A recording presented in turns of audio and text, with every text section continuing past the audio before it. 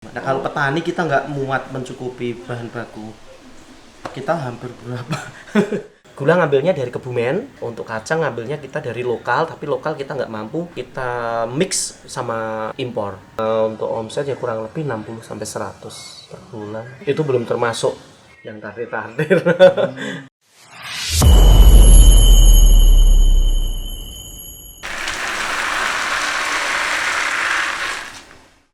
Terima kasih, nama saya Alif Danan Fatir. Seperti yang diterangkan saya sendiri, saya salah satu ownernya Ampiang Jawa yang beralamatkan di Kabupaten Karanganyar. Di rumah ada wisata edukasi ngepel ampiang sama deplok sambal. Enjoy saja, nanti kita silahkan masuk, lihat produksi, kita lihat strategi pemasaran saya bukakan semuanya untuk ilmunya untuk kalian semuanya. Ya, alhamdulillah ini per hari kurang lebih ya berapa ya Mas, ini tadi ada 600 ya. Itu untuk ampiangnya saja. Untuk ampiangnya saja ya, belum sambal pecelnya. Sambal pecel kemarin kita bikin 1,5 kuintal. Kan sehariannya yang pasti yang konstan 20 kilo. 20 kilo itu pasti. 20 kilo belum nanti sambal pecelnya. Untuk yang sambal pecel berarti ampiangnya butuh kurang lebih 70 kiloan, 50 sampai 70 kilo. Itu belum gulanya juga. Kita kan bahan bakunya nggak cuma kacang, tapi ada gula. Gula ngambilnya dari Kebumen, untuk kacang ngambilnya kita dari lokal, tapi lokal kita nggak mampu, kita mix sama impor dari kacang India sama Sudan itu. Karena dari lokal kita nggak mampu, kita ngambil di Jatipuron, ngambil dari Boyolali, itu nggak akan mampu, masih kurang. Waktu itu tahun 2016, Mbah Putri, itu beliau Mbah Karinah dari Batu Retno Wonogiri, itu menciptakan ampiang, tapi ampiang itu bentuknya bulat, bukan yang gepeng, tapi yang bulat. Itu lebih banyak kacangnya, rasanya juga lebih enak, dan yang ganjil itu lebih enak katanya, seperti itu. Seperti onde-onde itu, kalau wijennya ganjil, dan itu ternyata juga enak. Nah, ampiang kacangnya, jumlahnya kacangnya ganjil juga enak ternyata, seperti itu.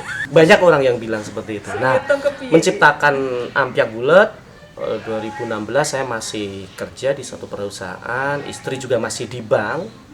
Waktu itu kita iseng jualan ampiang, kan namanya juga mungkin passion. Jadi kalau saya itu jadi karyawan terus direh orang atau diperintah sama orang itu berontak. Berontak, nggak mau, kok saya kok dikongkon gitu. Akhirnya ya udah kecil-kecilan jualan ampiang ke Jogja, ke Semarang, Solo. Itu masih dikerjakan sendiri atau? Masih dikerjakan sendiri semuanya, paling cuma dibantu sama orang tua, saya pribadi cuma bertiga orang itu. Sekarang alhamdulillah sudah ada 12 karyawan dan sudah autopilot. Alhamdulillah saya sudah keluar dari ampiang. Nah, waktu itu iseng-iseng sambil kelilingan tapi masih kerja. Loh, kok kerja kok enak, cuma naruh barang ditinggal 2 hari, 3 hari, 1 minggu, 1 bulan dihubungi, Mas ampiangnya habis, minta dikirim lagi. Akhirnya saya kirim lagi. Itu waktu itu cuma belasan, sekarang sudah sampai ratusan, sampai ribuan. Untuk satu. Iya, kurang lebih ya per toko. Padahal saya sekarang ya alhamdulillah ada 300-an outlet seluruh raya Jawa Tengah. Kita juga sudah go internasional, sudah ekspor juga ke Korea, Jepang, Arab Saudi untuk jamaah haji. Okay. Jadi ya, dengan berkembangannya waktu kita nggak berpikir sampai sejauh itu. Kenapa saya memilih ampiang Jawa yang tadi yang berbentuk bulat tadi? Dulu memang Mbah Putri kan membuat itu ampiang itu kan untuk Lebaran, jadi untuk suguhan Lebaran, snack-snack Lebaran seperti itu. Saya waktu itu datang ke sini dan saya makan, kok enak. Kenapa nggak dijual? Lah terus sopo to le sing jual ke wong yo kene iki wong tuwek kabeh, ora iso pemasarannya, kemasannya juga jelek. Akhirnya kita bertransformasi, saya kemas sesimpel aja dulu, harganya juga yang murah gitu. Akhirnya kita pasarkan, alhamdulillah diterima sama pasar. Ya udah, terus berikutnya kita pakai pola pikir otak kanan. Kalau kita jualan ampiang, nanti kalau tidak laku, itu dibikin apa? Kebanyakan UKM di Karanganyar, di Indonesia lah, nggak usah dikasih, mungkin di Indonesia setiap UKM itu mung gacung gawe, tapi ora iso ndodolki. Apalagi efeknya ke depan seperti kita bikin produk, terus kalau produk kita tidak laku, itu terus jadi diapakan? Mas, dibuang.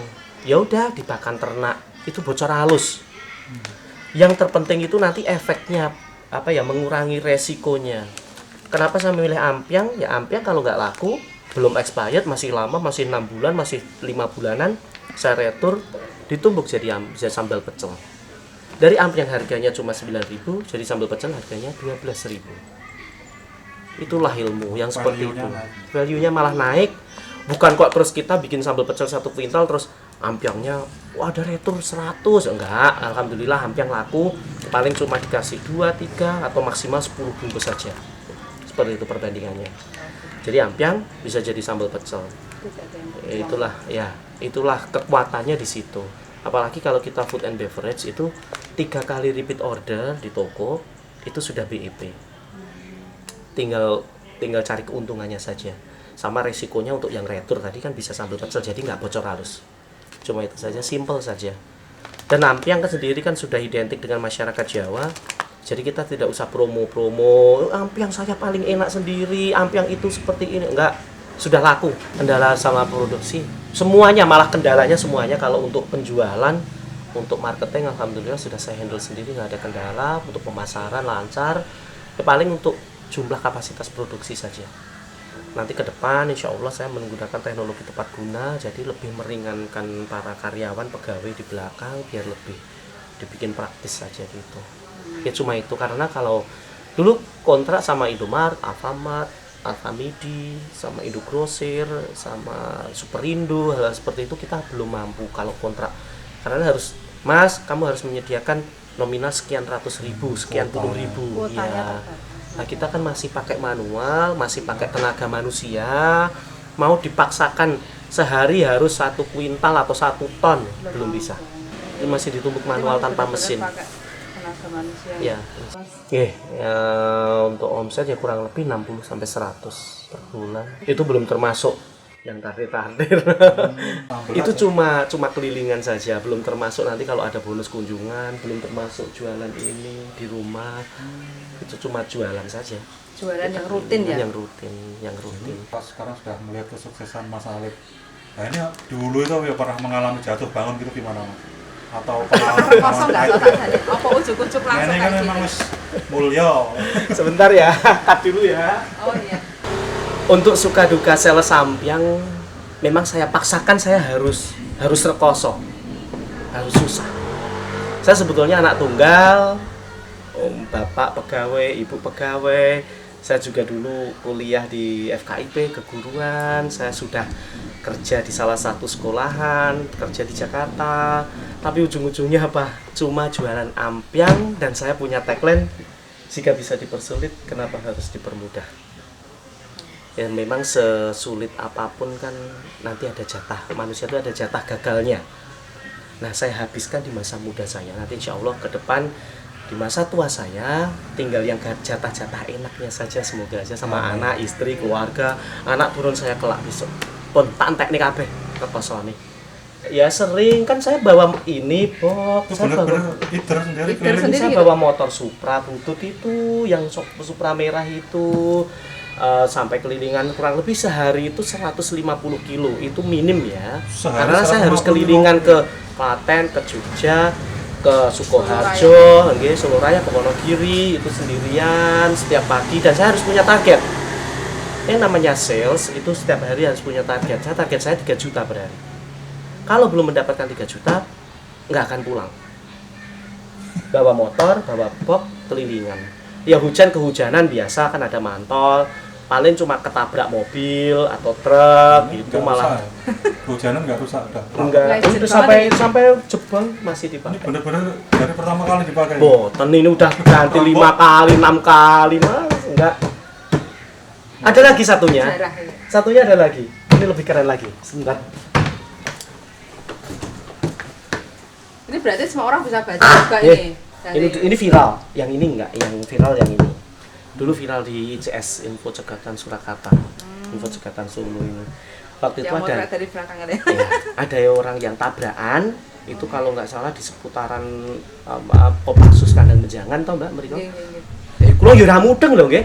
Kan yo iki wong tabrakan ke ibu-ibu berdarah terus langsung set tak ndeke pit motor tak parkir di tengah jalan.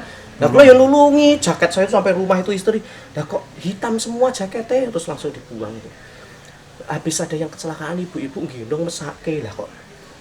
Misalkan pakai jaket itu, pakai helm, difoto, pas video, dan itu yang video nggak cuma 1 2 orang, hampir banyak sekali orang itu pulang gendong.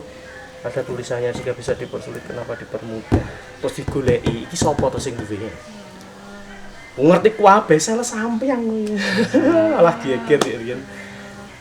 Jadi ada cerita Nggih, terus orang yang saya tolong nggih langsung mriki.